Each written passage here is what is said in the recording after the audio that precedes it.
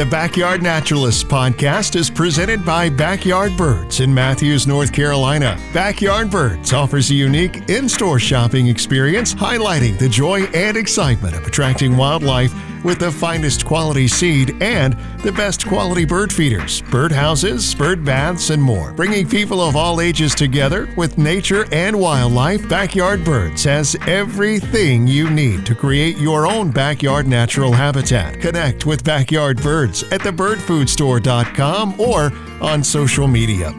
Now, here's Debbie and Laurie, the Backyard Naturalists. Welcome to the Backyard Naturalists, the podcast about anything and everything related to nature. Thanks for joining us today. We're glad you're here. We always want you to feel free to share experiences that you're having with us and ask questions and suggest topic ideas. If you will look on the Backyard Naturalists Facebook page, you will see a photo that someone sent in, one of our listeners, of her pollinator garden that she wanted to show off. So we put it on the page so you can admire it too. Today, we're going to do what we're calling a short episode, and we're going to start doing these periodically, just something about something maybe some people have been wondering about.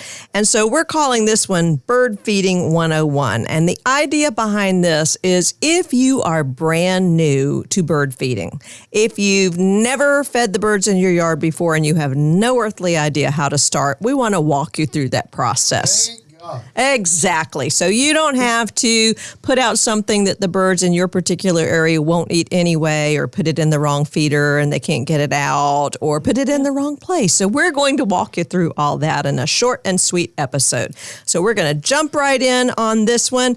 Laurie, what do you recommend for beginners? When they walk in the store and they say they want to start feeding the birds, a lot of times they have a bird in mind. They'll have cardinals or finches or whatever. But if you get to talking and we talk through it, it's usually they just want to do songbirds.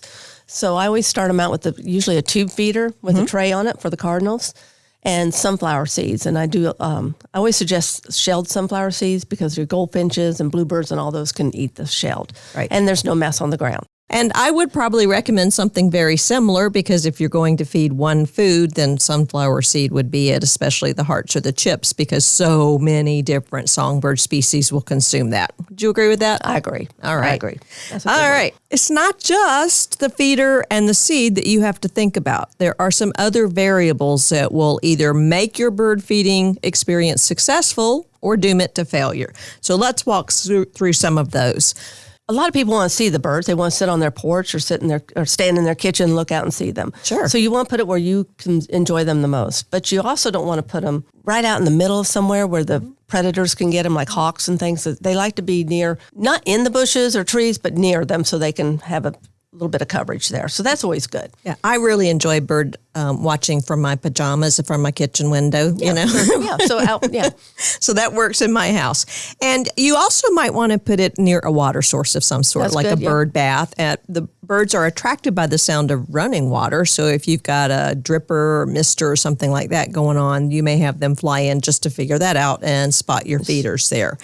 Laurie mentioned about not putting it under cover. You want it near cover. And you may remember we started this whole podcast talking about creating wildlife habitats by providing food, water, cover, or shelter and places to raise young and using sustainable gardening practices. So you want cover that they can dart into if a predator comes nearby. You want a clear area to the front so that they can see what's going on. And then you don't want anything touching, any type of shrub or tree touching the area that the feeder's in, because that allows all kinds of predators to come on in. I've seen cats sneaking through bushes to attack birds on feeders, for example. Sadly, in my yard, because I've got a neighbor who has a cat running around loose in the yard. So you don't want to have to deal with that.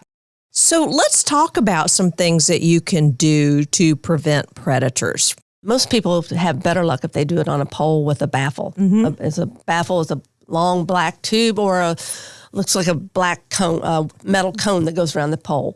That works really well.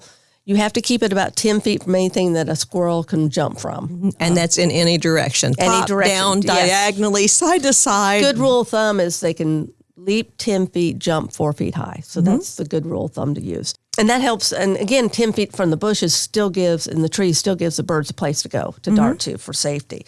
So that's a good way to do it. Yeah. And then you can also use certain types of feeders. Yep, we have squirrel busters, what's called squirrel busters by Brome. When the squirrel gets on them, they close. It doesn't help with raccoons and deer and all that, but it does help with the squirrels, which is the biggest predator by far. They sap your feeders pretty fast. Yeah, some people don't want to feed the squirrels. They only want to feed the bird. So you need to think like a squirrel and how a squirrel would access your bird feeder in order to determine where you're going to put it. And they will think it through, too. Yes, they will think harder than you because they have more time, and they will spend have a lot of free time on their hands. Yes, they will. Absolutely. So a predator guard is an awesome recommendation. Every time I get a call from somebody and they are having trouble, and I actually have been talking to a woman the last 2 days about problems in her yard, and I keep bringing that up, that's something you don't have on your feeder system. And in order to deter the things that you're upset about, you need to put a baffle on there. Yeah, because they are going to come. Sure. Some people want get rid of the squirrels. How do we get rid of them? You don't get rid of them. They're going to be there. And you're not supposed to get rid of them either. Exactly. But just, and they're just programmed. If there's food, they're going to get it. Sure. And that's everything what they do. is where it is or not there because of food, water, shelter, and places to raise young. So that's what they're going to do. And you just have to kind of outsmart them, which is so funny because I've had people make trip after trip after trip into the store buying a baffle or a longer pole or another pole or the squirrel-proof feeder, just trying to outsmart the squirrels, as they say. So it's pretty funny. And the last tip we're going to give you on Bird Feeding 101 is keep your feeders fresh. Keep them clean. Look at the seed. I don't fill my feeders up all the way. I will intentionally do that so the seed is consumed faster and it's going to stay fresher longer that way. And I look when I go by, do I see anything that looks like maybe there's mold starting in there? I want to take that one down and scrub it really, really, really well and let it air dry in the sun. That's right. Is there you said you start with the sunflower seeds. Those tend to be pretty hardy in terms of lasting, right? They do. Yeah, they do. You just, in the summertime, when it's really hot, sometimes you'll see the moths hatch out in them, the larvae from the moths. And it gets real webby looking in your containers. Just buy less quantity in the sunflower. Buy 5 or 10 pounds, put it in the freezer overnight. That kills the larvae. You don't have that problem. But it's good. It's a very hardy seed. So when it's hot like this time of year, June, July, fruit and berry blends tend to get real sticky and draw the ants, and that's kind of a messy one. So just move to sunflower, and that works well. And it might not be something you want to keep in your garage in case those moths hatch out. Or your patio or anything. That's not good. Your screen porch. Been there, done that. Yeah. It makes a mess. All right. Is there anything else you would recommend for people who are just getting started? Figure out what you want, like get an idea of what you want. And sometimes people don't know when they come in. They but ask a lot of questions and don't give up the first week. A lot of times it takes them a long time to find the feeder or to trust the feeder. But just once you get them coming, just experiment with it. How we say, more feeders, more food, more birds. Yeah, and I'll piggyback on that. So if you don't see some results the first week or so, it could be because it's baby bird season, and those birds are looking for protein sources. They're not coming to the feeders as often at that point in time. So you just kind of have to know the natural history of what you're dealing with in your backyard. Get into feeding live mealworms or dried mealworms. Soot blocks, which is high in protein for the babies. That's a good thing to use during baby season.